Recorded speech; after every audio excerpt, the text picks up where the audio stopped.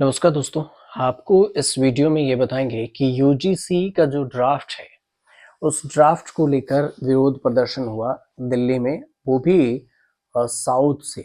अब साउथ से जो विरोध प्रदर्शन हुआ डीएमके पार्टी में, विवाद थमने का नाम नहीं ले रहा है और विश्वविद्यालय अनुदान आयोग जो है यूजीसी, उसका जो ड्राफ्ट है उसके नियमों के खिलाफ विरोध प्रदर्शन हो रहा है। नियम क्या है बताएंगे, लेकिन इस विरोध प्रदर्शन में राहुल गांधी, समाजवादी पार्टी के प्रमुख अखिलेश यादव, डीएमके के कई सांसद दिल्ली के जंतर मंतर पर पहुंचे और विरोध प्रदर्शन में शामिल हुए। प्रदर्शन में अखिलेश यादव ने डीएमके को जो छात्र शाखा है उन्हें आश्वासन दिया कि इस लड़ाई में उनके साथ खड़े हैं। अब देखिए ये पूरा विवाद शुरू कहाँ से हुआ ये आपको बताएंगे। डीएमके की जो छात्र शाखा राष्ट्रीय राजधानी में जंतर मंतर पर 6 तारीख को विरोध प्रदर्शन रहा और पूरा यूजीसी के ड्राफ्ट के खिलाफ विरोध प्रदर्शन करती रही, जिसमें इंडिया ब्लॉक में शामिल राजनीतिक दलों के नेता भी रहे। तमिलनाडु विधानसभा में 9 जनवरी को एक ड्राफ्ट नियमों के खिलाफ प्रस्ताव पारित किया गया, यूजीसी नियमों के खिलाफ, जिसमें इस नियमों को वापस लेने के लिए आग्रह किया गया कि यूजीसी ने जो नियम बनाए उसे वापस लिया जाए। यूजीसी के किस ड्राफ्ट का विवाद हो रहा है? बड़ा सवाल तो यही है कि आखिर विवाद किस ड्राफ्ट को लेकर हो रहा है। 6 जनवरी को यूजीसी ने यूनिवर्सिटी कॉलेज में वाइस चांसलर, टीचर्स और एकेडमिक स्टाफ भर्ती को लेकर एक ड्राफ्ट रेगुलेशंस जारी किए थे। इस ड्राफ्ट के अनुसार से राज्य विश्वविद्यालयों में जो कुलपति हैं, वाइस चांसलर हैं, उनकी नियुक्ति में चांसलर को अधिक शक्तियां दी जाएगी और ये कदम राज्यों के अधिकार और संघवाद पर सवाल खड़े कर रहा है। और इसका एक प्रमुख कारण ये भी है कि चांसलर अक्सर राज्यपाल होते हैं, राज्यपाल केंद्र सरकार के प्रतिनिधि होते हैं और इसी वजह से विपक्षी पार्टियां इस ड्राफ्ट के खिलाफ विरोध प्रदर्शन कर रही है कि केंद्र सरकार अपने आदमी को बैठा रही है यूनिवर्सिटी में। यूजीसी के नियम 2025 में मुख्य बातें उस अगर गौर करें इस पर, तो ये बात आई कि यूजीसी के लिए ड्राफ्ट के अनुसार से अब उम्मीदवार एनईटी और एसईटी पास करने के बाद उन विषयों में पढ़ा सकते हैं जिनकी पिछली डिग्री से मिलता जुलता नहीं है। हालांकि पीएचडी में किए गए स्पेशलाइजेशन को सबसे पहले प्राथमिकता दी जाएगी। इसके अलावा शैक्षणिक पब्लिकेशन और फिर डिग्री कोर्स में भारतीय भाषाओं के इस्तेमाल को भी प्रोत्साहित किया जाएगा। मतलब ये हुआ कि अगर आप पीएचडी जिस सब्जेक्ट से किए हैं उसी सब्जेक्ट पर आप पढ़ा सकते हैं। स्कोर पर निर्भर न रहकर उसकी योग्यता और उल्लेखनीय योगदान पर ध्यान दिया जाएगा कि उनका स्कोर क्या है, ये कोई मतलब नहीं।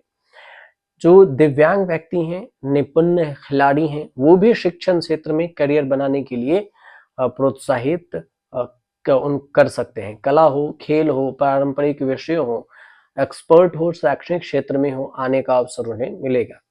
शिक्षकों के लिए जो प्रमोशन के लिए मानदंड है उसको आसान बनाया गया है और इस ड्राफ्ट में शिक्षक, रिसर्चर, शैक्षणिक योगदान को सबसे ज्यादा महत्व दिया गया। इसके अलावा यूजीसी द्वारा जो कुलपतियों की जो चयन प्रक्रिया है उसमें ट्रांसपेरेंसी की बात हुई कि इसको लाकर मानदंड को और भी विस्तारित किया जाएगा। कुलपतियों की जो चयन प्रक्रिया है उस पर विपक्षी पार्टी ने सवाल उठा दिए और इस फैसले को वापस लेने के लिए ही विरोध प्रदर्शन हो रहा है कि राज्यपाल अगर किसी के उसमें होते हैं शामिल, तो फिर राज्यपाल तो केंद्र के मंत्री है। कर्नाटक के जो शिक्षा मंत्री हैं उन्होंने भी एक बयान दे दिया। उनका कहना हुआ कि जो मीडिया से जब बात कर रहे थे तो कि कर्नाटक के उच्च शिक्षा मंत्री हैं एम.सी. सुधाकरन, उनका कहना है कि यह सर्वसम्मति से तय किया गया कि यूजीसी को इन नियमों को बनाने में सभी राज्यों के साथ सहयोगात्मक ट्रांसपेरेंसी प्रक्रिया में भाग लेना चाहिए। आगे ये भी कहा कि कई राज्य जिनमें बीजेपी के सहयोगी भी शामिल हैं, उन्होंने यूनिवर्सिटी को अनुदान देने के बाद शैक्षणिक कर्मचारियों की नियुक्ति, प्रमोशन, इन सारी बातों को जो न्यूनतम क्वालिटी है, क्वालिफिकेशन है, उच्च शिक्षा के मानदंड है, उसकी रक्षा के उपाय है। नियम 2025 के जो ड्राफ्ट है उसमें कई सारी कमियां हैं जिसको सरकार को सुधारना चाहिए आगे वो ये भी कहते हैं कि जैसे उप कुलपति बनने के लिए किसी को 24 साल की सेवा और कई जिम्मेदारियों का अनुभव होना चाहिए, लेकिन इस ड्राफ्ट में ये कहा गया है कि सिर्फ 10 साल का आपको प्रबंधकीय मैनेजमेंट और उद्योग का अनुभव होना चाहिए और इस हिसाब से आप उप कुलपति बन सकते हैं, जो कि सही नहीं है। ये बात कहा गया है और कर्नाटक के शिक्षा मंत्री के द्वारा। तमिलनाडु के जो शिक्षा मंत्री हैं उनका भी बयान आया।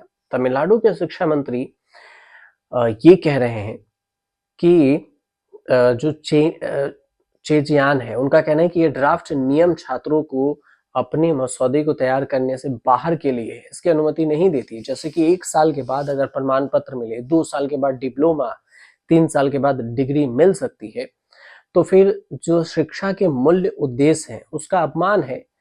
अब तमिलनाडु के शिक्षा मंत्री का कहना है कि शिक्षा कोई बाजार नहीं है कि उसे अपनी मर्जी से खरीदा जा सकता है, तो इस वजह से इस ड्राफ्ट पर विचार किया जाना चाहिए।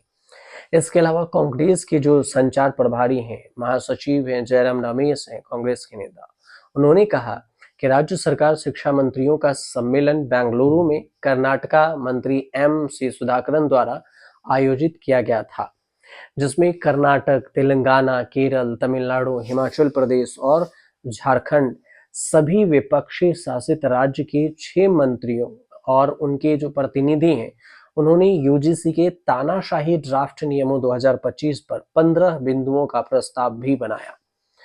तो इस सब को ध्यान में रखा जाए तो जो ये यूजीसी का ड्राफ्ट है वो बिल्कुल सही नहीं है और इसे हटाना चाहिए, इस पर विचार करना चाहिए।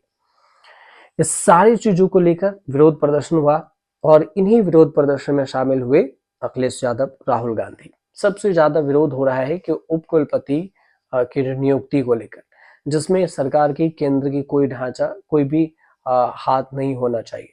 अब देखना ये होगा कि केंद्र सरकार इस पर क्या कुछ सुनती है, इस यूजीसी ड्राफ्ट को लेकर कुछ यूजीसी जो कमीशन है वो विचार करती है या फिर नहीं। फिलहाल आपको अगर ये जानकारी अच्छी लगी हो, हमारी जानकारी ठीक से पहुंच रही हो, तो चैनल को सब्सक्राइब कीजिए, शेयर कीजिए और कमेंट कीजिए।